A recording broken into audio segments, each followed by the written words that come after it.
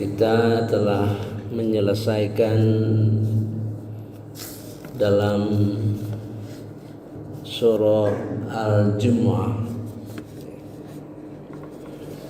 ada 4 tugas Nabi Muhammad SAW. Pertama, yatslu alaihim ayatihi, membacakan, menjelaskan kepada mereka ayat-ayat Al-Quran. Wa yuzakkihim, dan dia menyucikan mereka dari syirik dan sebagainya. Wa yu'allimuhumul kitab, mengajarkan ilmu Al-Quran. Wa yu'allimuhumul kitab wal hikmah, dan mengajarkan hikmah. Di dalam surah ini terlihat bahwa ada 4 Asmaul Husna yang mengawal: Al-Malik, Al-Qudus, Al-Aziz, Al-Hakim.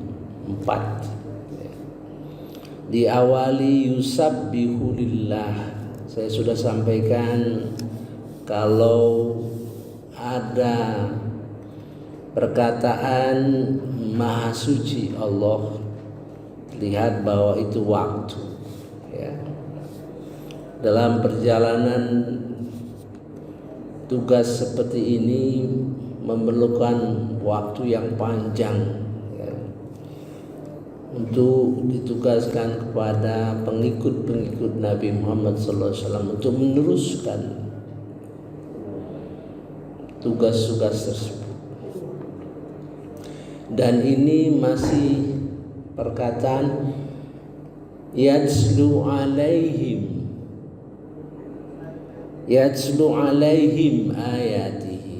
Nanti kita lihat bedanya dengan di surah-surah lain.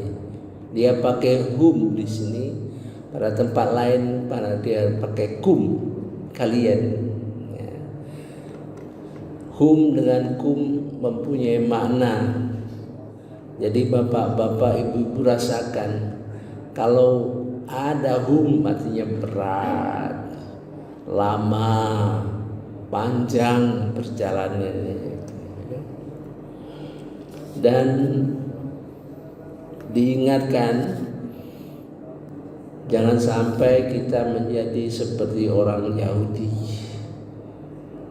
yang membawa Taurat seperti keldai membawa kitab-kitab.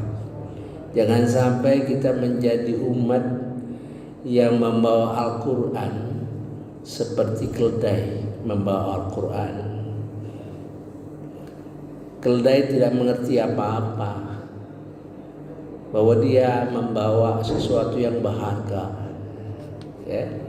Dan surah ini diakhiri dengan perintah untuk mensegerakan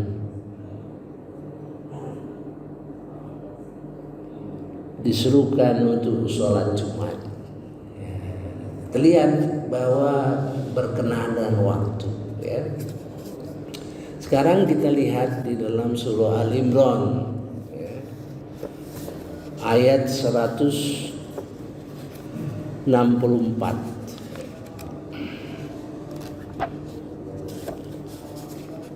Sama, masih berisi perintah 4 juga, tapi beda redaksi.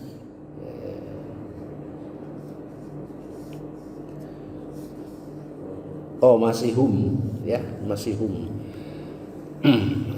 Jaraknya jauh, perjalanan jauh, ya. Laqad manallahu 'alal mu'minin, sungguh Allah telah memberi kurnia pada orang-orang beriman, ya. Manna, Manna itu luar biasa ya. Pada umat-umat terdahulu manna turun dari langit, makan makanan untuk umat terdahulu ya. Begitu besar pengertian manna ya. Laqad mannallahu 'alal mu'minin. Sungguh Allah telah memberi karunia pada orang-orang beriman. Idz ba'atsa fihim, ketika Dia mengutus di antara mereka rasulah, seorang rasul. Jadi bisa kita rasakan ya, bahwa Allah tuh memberi karunia, sungguh-sungguh beruntung kita. Nah, itu ya. Ada enggak rasa kita beruntung? Nah, ada enggak kita berasa bersyukur, beruntung datangnya Al-Quran? Ada enggak? Nah, ya.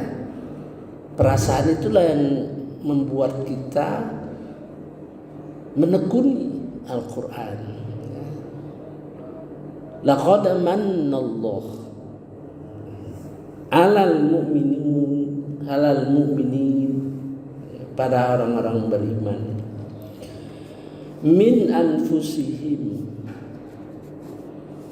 yatslu 'alaihim ayatihi, sama, wa yuzakkihim wa yu'allimuhumul kitab wal hikmah, sama persis ya.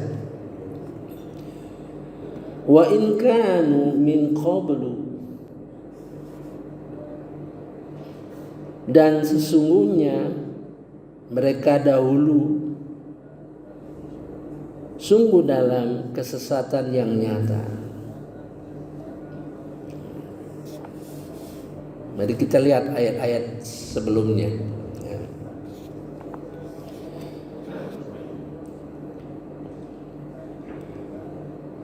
Ayat 62. Maka adakah orang yang mengikuti keridhaan Allah sama dengan orang yang kembali membawa kemurkaan dari Allah? Jadi ini cara Allah mengajak kita berpikir ya. Dan orang yang diajak berpikir itu pada dua posisi yang dilaksanakan ya. Samakah, maka adakah orang-orang yang mengikuti keridhaan Allah sama dengan orang-orang yang kembali membawa kemurkaan dari Allah dan tempatnya di neraka jahanam? Itulah seburuk-buruk tempat kembali. Afaman ittaba'a ridwan Allah, apakah orang-orang yang mengikuti mencari keridhaan Allah itu seperti orang yang kamamba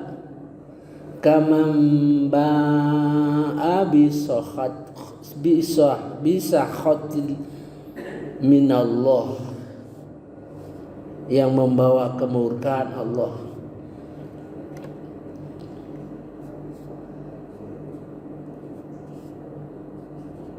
Wa ma'wahum jahannam, dan tempat kembali mereka neraka jahanam. Wa bi'sal masir, itulah seburuk-buruk tempat kembali. Jadi ayat ketiga ini penting ya. Ayat selanjutnya ini itu pengantar saja ya, pengantar. Ini penting bagi kita. Hum darajatun indallah, mereka mempunyai derajat bertingkat-tingkat di sisi Allah. Ini kalau kita merasa beruntung, merasa nikmat Allah, sungguh beruntung kita dengan didatangkan Al-Quran kepada kita. Hum darajatun, Innallah, ya. Mereka mempunyai derajat bertingkat-tingkat dari Allah Subhanahu wa taala. Wallahu basirum bima ya'malun. Dari Allah, dan Allah Maha melihat bima ya'malun. Jadi kita dilihat oleh Allah Subhanahu wa taala bagaimana sikap kita terhadap Al-Qur'an, sehingga memungkinkan kita diberi karunia oleh Allah Subhanahu wa taala derajat-derajat ketinggian. Wallahu basirum bima ya'malun. Dan Allah Maha melihat apa yang kita kerjakan. Jadi harus bekerja, ya, menunjukkan kita harus berproses. Nah, diingatkan kembali, ya.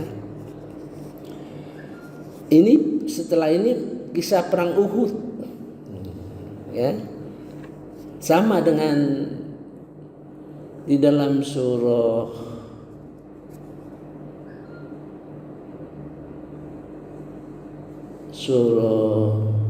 Al-Imran juga, ya, di dalam ayat sebelumnya mengenai nama Nabi Muhammad SAW, di mana nama Nabi Muhammad SAW menumbuhkan semangat jihad, ya, menumbuhkan semangat jihad di dalam ayat-ayat yang di sekitar nama Nabi Muhammad di dalam Al-Imran 144.